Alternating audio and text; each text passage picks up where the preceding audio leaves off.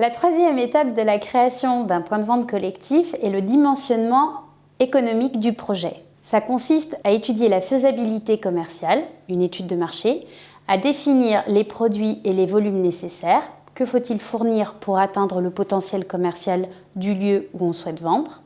Et enfin, ça consiste à établir la faisabilité économique et monter un budget prévisionnel. Donc, avant l'étude de marché, il faut définir l'objectif commun de façon chiffrée.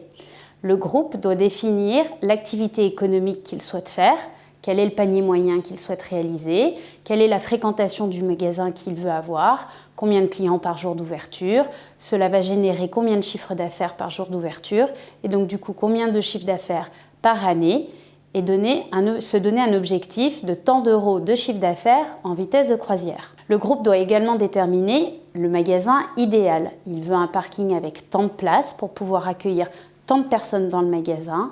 Il souhaite avoir tant de caisses ouvertes en même temps, ce qui va déterminer une surface de vente de tant de mètres carrés. L'étude de marché va permettre d'évaluer le potentiel commercial du lieu où le groupe souhaite implanter son point de vente collectif. Pour cela, on va étudier dans un premier temps l'environnement du lieu, c'est-à-dire quelle est la concurrence qu'il y a autour, l'activité de la zone dans laquelle on souhaite s'implanter et l'accessibilité du lieu. Est-ce que c'est un magasin qui va être perdu au fin fond de la Pampa ou est-ce que c'est un magasin qui sera facile d'accès pour la population? La deuxième étape consiste à étudier la population du secteur. Est-ce que dans la population locale environnant le point de vente, il y a un potentiel de clients suffisamment important pour faire vivre un magasin? La troisième étape est d'étudier le trafic routier. Est-ce que le trafic routier est un atout ou une contrainte pour le magasin et comment s'en accommoder? Combien de véhicules peut-on capter et combien de véhicules vont s'arrêter pour faire les courses? Enfin, pour pouvoir déterminer le potentiel commercial d'un lieu, on peut également comparer le point de vente, le futur point de vente, à d'autres points de vente existants qui ont la même surface, les mêmes plages d'ouverture, une même implantation. Une fois le potentiel commercial évalué, il faut s'assurer qu'il y aura les produits et les volumes nécessaires. C'est bien beau d'avoir un potentiel commercial, si on n'a pas de produits à vendre, on ne va pas faire de chiffres. Pour pouvoir évaluer l'approvisionnement nécessaire, on peut faire un double calcul.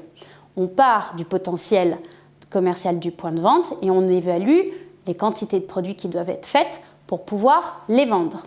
À l'inverse, on part de ce qui peut être vendu, ce qui peut être produit par les producteurs et on regarde si le potentiel commercial permet d'écouler tous ces produits. On compare les deux méthodes de calcul et on en tire les conclusions, à savoir revoir les plages d'ouverture, revoir les charges du magasin ou éventuellement trouver d'autres producteurs pour compléter la gamme de produits. Après avoir fait l'étude de marché, on fait l'étude de faisabilité économique. L'étude de faisabilité économique se fait elle aussi en plusieurs étapes. La première étape est d'évaluer les équipements nécessaires et en déduire du coup les amortissements. Donc dans les équipements, ça va être tous les investissements nécessaires au bon fonctionnement du magasin.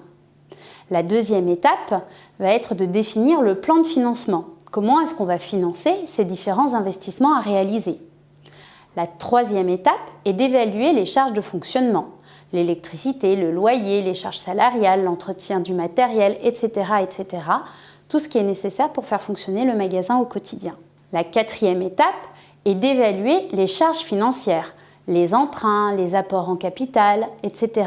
La cinquième étape est d'intégrer les résultats de l'étude de marché et l'évaluation de l'approvisionnement aux données et aux charges qu'on aura évaluées précédemment.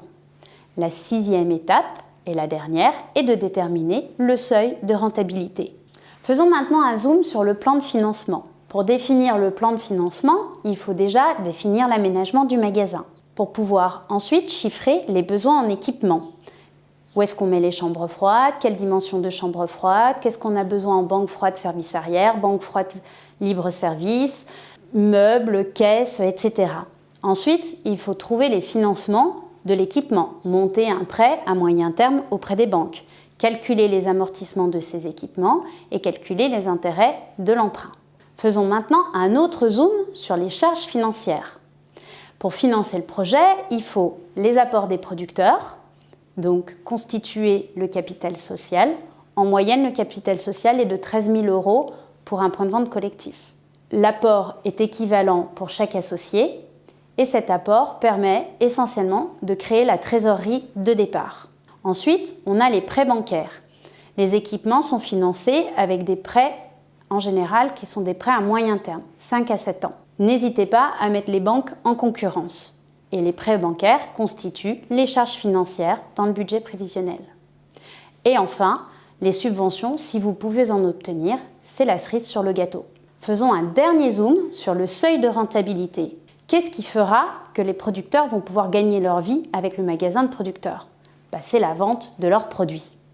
Et donc du coup, la commission de mise en marché doit être la plus basse possible pour permettre aux producteurs de gagner le plus possible d'argent.